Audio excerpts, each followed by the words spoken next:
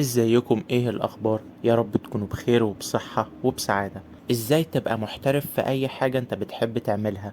انا هقولك النهاردة على طريقة هتخليك متمكن، هتخلي مستواك حاجة كده خرافية في اي حاجة بقى انت بتحب تعملها ايا كانت. شغل، مشروع معين انت ناوي تفتحه، رياضة انت بتحب تلعبها زي كرة السلة، تنس، رسم، فيديو اديتنج، طبخ، موسيقى، عزف على جيتار، عزف على بيانو، اي هواية او اي حاجة انت بتحب تعملها ايا كانت. في ناس تبدأ في حاجة معينة تلاقي مستواها مش قد كده فتروح سايباها وبادئة في حاجة تانية، تلاقي مستواها عادي فتروح سايبة وتروح رايحة لحاجة تانية وتفضل تعمل كده كتير، تقعد تشتت نفسها. لكن لازم الواحد يركز في حاجة ويكون متأكد ان هو عايزها. واحد ممكن يجي ويقول انا لو حبيت العب كرة طايرة مثلا، بعد سنة هيبقى مستواي تمام، سنتين هبقى احسن شوية، 3 سنين هبقى قوي، 4 5 سنين قوي جدا، 6 7 سنين ممكن ابقى مدرب كرة طايرة. طبعا مع السنين مستواك هيتقدم، بس لازم نبقى عارفين مستوى الواحد بيتقدم ازاي.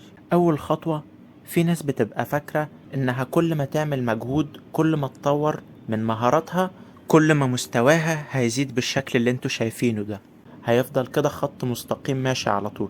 لكن دي طريقة تفكير غلط. طريقة التفكير الصح ازاي؟ زي ما انتوا شايفين على الشمال اهو، المجهود اللي انت بتعمله وتحت مستواك، هتلاحظ ان تطور مستواك زي السلم كده اهو، هتعلى شوية وبعدين يثبت. الثبات دي اسمها مرحلة البلاتو، وبعد كده يعلى شوية وبعد كده يثبت، وبعد كده يعلى شوية وبعد كده يثبت.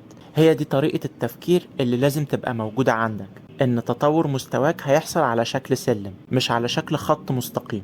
عادي، حط مجهود هتلاقي مستواك ثابت شوية، خليك صبور ما تيأس، كمل، هتلاقي مستواك عالي شوية وبعدين دخلت تاني في مرحلة البلاتو، كمل ما تيأس، وهكذا.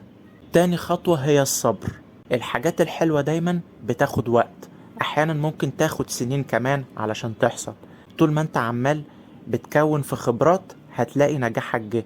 النجاح مش بيجي مرة واحدة. عايز اوريكم الفرق ما بين عقلية الشرق وعقلية الغرب.